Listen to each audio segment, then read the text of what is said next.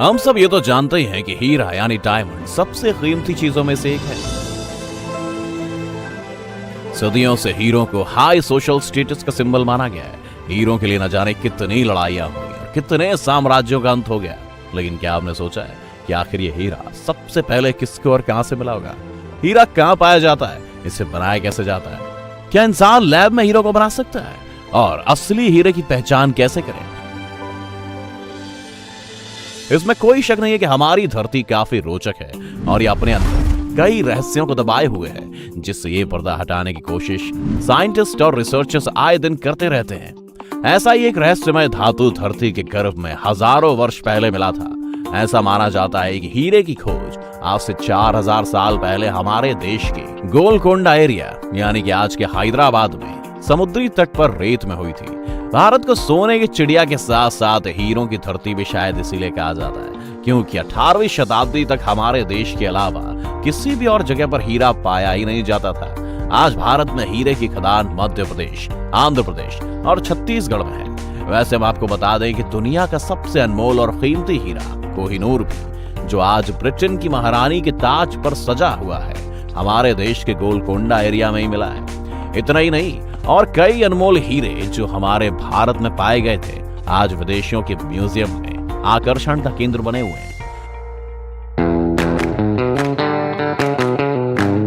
हीरा देखने में जितना सुंदर होता है, उसे बनाने की प्रक्रिया उतनी ही मुश्किल होती है। रिसर्चर्स और साइंटिस्ट्स की माने तो जमीन से लगभग 160 किलोमीटर नीचे बेहद गर्म माहौल होता है। यहाँ बेहद भयंकर टेम्परेचर और उच्च दबाव के बीच कार्बन के अणु बेहद अनोखे ढंग से और मजबूती के साथ एक दूसरे से जुड़कर हीरे में बदल जाते हैं, जिसके बाद ज्वालामुखी गतिविधियां और कभी कभी भूकंप जैसी प्राकृतिक गतिविधियां इन हीरों को ऊपर ले आती हैं। ये तो हम सब जानते ही हैं कि हीरा एक पारदर्शी रत्न होता है, और हम आपको बता दें कि अगर हीरे को ओवन में 750 डिग्री सेल्सियस पर हीट किया जाए तो ये जलकर कार्बन डाइऑक्साइड बना देता है, क्योंकि दरअसल हीरा और कुछ नहीं बल्कि कार्बन के एटम्स का समूह होता है जो आपस में काफी करीब होते हैं। मैन्युफैक्चरिंग प्लांट्स में जो हीरे बनाए जाते हैं उसमें भी कुछ इसी तरह के प्रोसेस का इस्तेमाल किया जाता है। रिसर्चर्स और साइंटिस्ट ने भी इजाद किया कि कोयले की तरह जानवरों और इंसानों के टिश्यूज को भी हीरे में तब्दील किया जा सकता है। जी हाँ दोस्तों,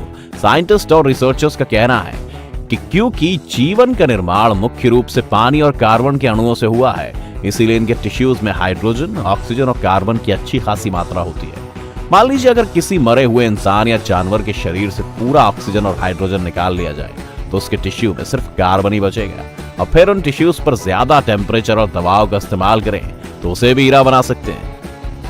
अगर आपको ये प्रक्रिया सुनने में अविश्वसनीय लग रही है तो हम आपको बता दें कि साइंस एंड टेक्नोलॉजी की तरक्की के चलते दुनिया की कुछ कंपनीज आज के टाइम में नामुमकिन लगने वाले काम को बड़े सफलतापूर्वक रूप से अंजाम दे रही हैं। लेकिन इस प्रक्रिया से हीरे बनने में काफी समय और पैसे का उपयोग होता है, इसीलिए इस तरह से बनाए हुए हीरों को खरीदने के लिए आपको लाखों रुपए खर्च करने होंगे। इसके अलावा भी वाष्पीकरण यानी कि केमिकल वेपर डिपोजिशन से भी हीरे को बनाया जाता है। इस प्रक्रिया में कार्बन के एटम्स को भाप बनने दिया जाता है, इससे वो गैसियस स्टेट में पहुंच जाता है। फिर उस भाप को होस का इस्तेमाल करके जमा किया जाता है और उसमें कुछ खास तरह के रसायन की मिलावट की जाती है। इस तरह से कार्बन के एटम्स हीरे के जैसी बनावट हासिल कर देते हैं। इसके बाद एक्सपर्ट्स उसे काटकर और पॉलिश करके असली हीरो जैसी चमक दे देते हैं। इन तरीकों से बनाए गए हीरे इतने असली दिखते हैं कि हम तो छोड़िए, कोई जोहरी भी असली हीरे और इन तरीके से बनाए हुए हीरो में आसानी से फर्क नहीं कर पाएगा।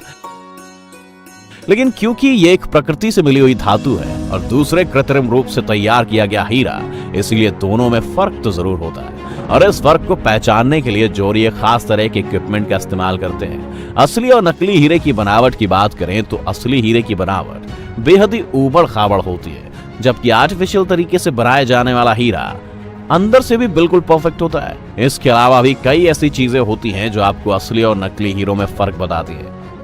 अगर असली हीरे की बात करें तो पानी में फेंकते ही असली हीरा डूब जाता है, जबकि नकली हीरा पानी में तैरने लगता है।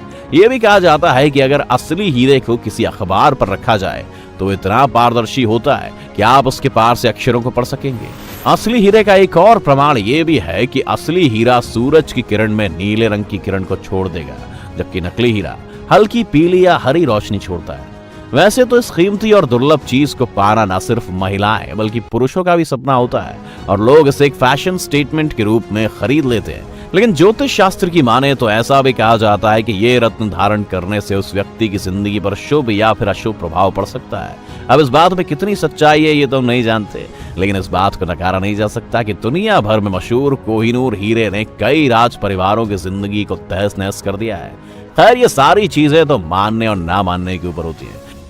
वैसे क्या आप जानते हैं कि आज के समय में दुनिया के किन देशों में हीरों की सबसे बड़ी खान है? हमें कमेंट्स में उसका नाम जरूर बताएं। उम्मीद है आज के हमारे इस वीडियो से आपको बहुत कुछ सीखने को मिला होगा। अगर आपको वीडियो पसंद आई हो तो इसे लाइक करें और ज्यादा से ज्यादा शेयर करें।